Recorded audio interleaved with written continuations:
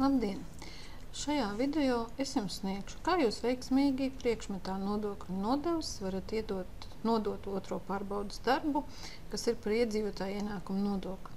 Kā zināt, jums ir jāatbild vispirms uz teorētiskajiem jautājumiem, un pēc tam jāizpild arī daži praktiskie uzdevumi.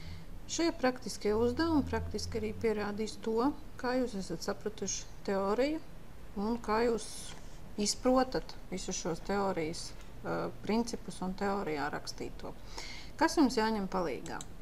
Jūsu palīgs, protams, ir šī te mājaslapa likumi.lv, kur jūs varat atrast jebkuru likumu, jebkuru ministra kabineta noteikumu, kas attiecās uz jebkuru no mūsu nodokļiem. Kā šeit strādāt šajā te mājaslapā?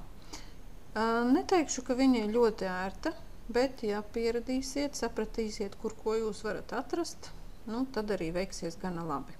Pirmkārt, paskatāmies šeit uz labo pusi. Tātad mums ir informācija šodienas jaunumi tiesību aktos. Praktiski jūs vienmēr varat apskatīties konkrētās dienas jaunāko informāciju. Piemēram, konkrētajā datumā ir jauni 18 dažādi tiesību akti, kas stājušies spēkā, 2 zaudējuši vispār spēku, 14 ir publicēti. Paskatīsimies tos, kas ir stājušies spēkā. Tātad šajā gadījumā ir redzams, ka ir 2 likumi stājušies spēkā. Tātad savā ziņā ne paša likuma, bet tieši šie te grozījumi. Grozījumi Bērnu tiesību aizsardzības likumā un elektronisko sakaru likumā.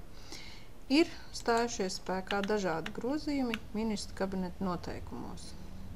Konkrētajā datumā tātad 8 grozījumi. Te jūs varat redzēt, kādā no ministra kabineta noteikumiem, pieņemsim 949.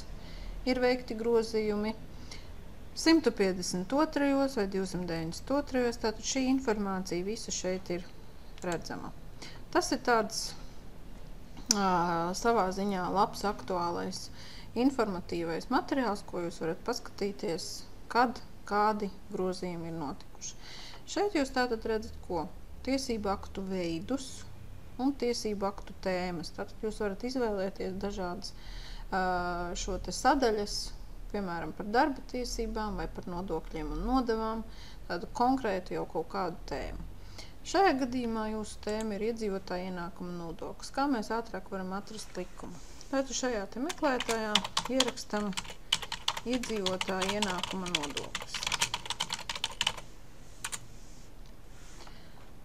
Un attiecīgi šis meklētājs mums jau dod vairākus dokumentus, vairākas iespējas saites, kur jūs varat kaut ko atrast.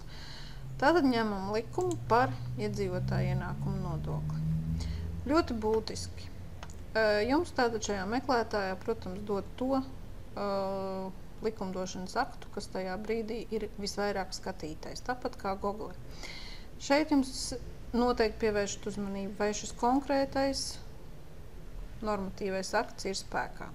Ļoti bieži jūs atverot dokumentu, viņš vēl ir šajā te datu bāzē, bet viņš vairs nav spēkā. Skatāmies šo te zaļo ķeksīti, kā saka, vai tā tad viņš ir spēkā esoši. Šis konkrētais likums par iedzīvotāju ienākumu nodokli, protams, ka ir spēkā. Attiecīgi, ja jums ir jautājums par kaut ko, jūs varat arī atrast ātrāk informāciju, piemēram, nospiežot taustiņu Ctrl un F, jums atverās šāds te meklētāja lodziņš.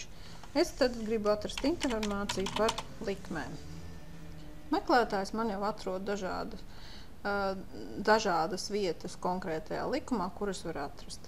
Te mēs redzam arī skaitu. Tad 11 dažādās vietās ir minēts šis konkrētais vārds, likmes, ko es ierakstīju. Šeit tātad, ko mēs redzam, nodokļa likme ir 25%. Tas man ļoti šķiet interesanti, ka mūsu likumdošanā tieši attiecībā uz iedzīvotāju ienākumu nodokli joprojām likumā stāv 25%, kaut gan mēs visi ļoti labi zinām, kad mums šobrīd ir 24%. Te uzreiz var pateikt, ka mums jebkuram ir jāzina, ka mums jāpaskatās pārējais noteikumos, un tur būs minēts, ka šobrīd likme ir 24, nākamajā gadā viņa būs 23, Un vēl pēc gada jau būs 22. Bet šobrīd mums likumā stāv šie 25.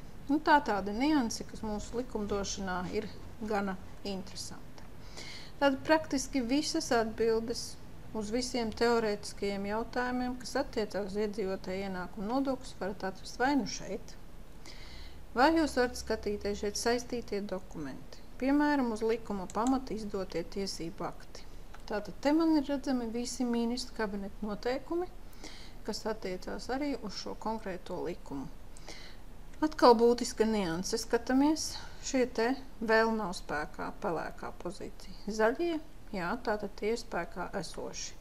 Iespējams, ka šajā sarakstā, jā, šeit arī ir, mums ir arī zaudējuši spēku noteikumi.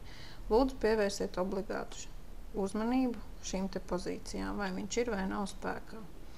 Un tātad šeit konkrēti uz iedzīvotāju ienākumu nodokli, kas attiecās, jums ir liels saraksts ar esošiem, neesošiem un vēl spēkā nestājušiem šiem te ministru kabineta noteikumiem.